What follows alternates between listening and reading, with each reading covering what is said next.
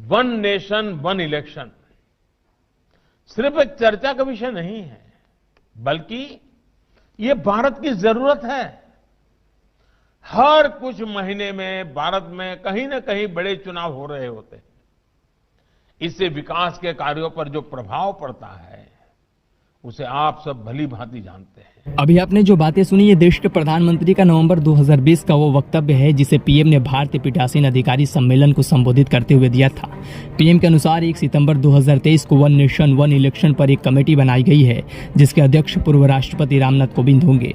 PM के भाषण का जो सीधा मतलब है वो है देश में लोकसभा और विधानसभा का चुनाव एक साथ एक ही समय पर कराना, जिसे वन नेशन वन इलेक्शन की संज्ञा दी गई है। हालांकि आज से 2.5 साल पहले उठे इस मुद्दे पर उतना हो हल्ला नहीं हो रहा था जितना आज सुनाई दे रहा है। सियासी तकरार की असली वजह क्या है इस पर हम नजर डालेंगे, लेकिन उससे पहले वन नेशन वन इलेक्शन का मतलब क्या है उसे समझ लेते हैं। तंत्र भारत में राज्यों के विधानसभा और देश के लोकसभा का चुनाव अलग अलग समय पर होते हैं। इसी चुनाव की श्रृंखला को तोड़ने के लिए वन नेशन वन इलेक्शन लाया जा रहा है, जिसके तहत देश के मतदाता एक ही समय पर और एक ही जगह पर अपना वोट डाल सके, चाहे वो लोकसभा का चुनाव हो या राज्यों के विधानसभा चुनाव। सरकार ने एक देश एक चुनाव की संभावनाओं पर विचार के लिए कमेटी का गठन कर दिया है।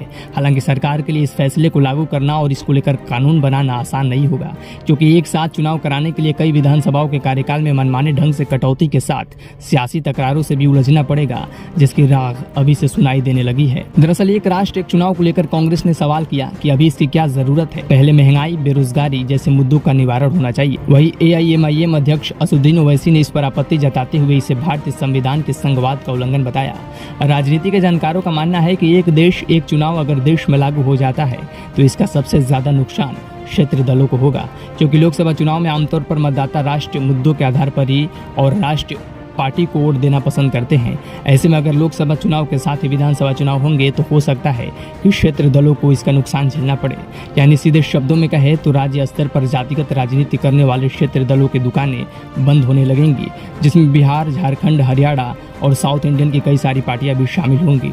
हालांकि कांग्रेस आज भले इसका विरोध कर रही हो, लेकिन राष्ट्रीय स्तर पर राजनीति में पंजा कमल को सीधा टक्कर देने में महारत हासिल कर सकता है।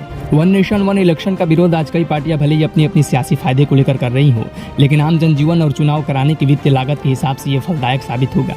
ये हम नहीं बल्कि लॉ कमीशन की एक रिपोर्ट कहती है। दरअसल 2019 के लोकसभा चुनाव से पहले लॉ कमीशन की एक रिपोर्ट आई थी जिसमें कहा गया था कि अगर 2019 में लोकसभा और विधानसभा का चुनाव एक साथ होते हैं तो उससे कुल 4500 करोड़ का खर्च बढ़ेगा। ये खर्चा इसलिए क्योंकि EVM ज्यादा लगानी पड़ेगी। हालांकि इसमें यह भी कहा गया था कि यदि साथ चुनाव कराने का सिलसिला आगे बढ़ता है तो 2024 में 4500 करोड़ की जगह करीब 1751 करोड़ का ही खर्च आता, यानी धीरे धीरे एक्स्ट्रा खर्च भी कम हो जाता। इन आंकड़ों को देखने के बाद एक बात साफ हो जाती है कि वन नेशन वन इलेक्शन से भारतीय अर्थव्यवस्था को अच्छा खासा मुनाफा होगा, जो सीधे तौर पर देश की आर्थिक व्यवस्था को और सुदृढ़ करेगा। लेकिन इन सभी लाभों के बावजूद केंद्र के सामने सबसे बड़ी उलझन होगी कि इस व्यवस्था को कैसे लागू किया जाए, क्योंकि साल 1951 से 1967 तक लोकसभा और सभी राज्यों की विधानसभा के चुनाव एक साथ हुए थे। लेकिन 1968 में कुछ विधानसभाओं के समय से पहले भंग होने की वजह से इस चलन को तोड़ना पड़ा था। राज्यों और केंद्र के बीच यही चुनाव का सामंजस्य वन नेशन वन इलेक्शन प्रणाली को लागू करने की सबसे कमजोर कड़ी है, जिसको लेकर देखना होगा कि केंद्र में बैठी मोदी सरकार इससे कैसे पार पा पाती है। वैसे आप क्या सोचते हैं इस एक राष्ट्र एक चुनाव को लेकर? कमेंट बॉक्स में जरूर बताएं और ऐसे ही तथ्यात्मक वीडियो के लिए बने रहिए दी राजधानी के साथ।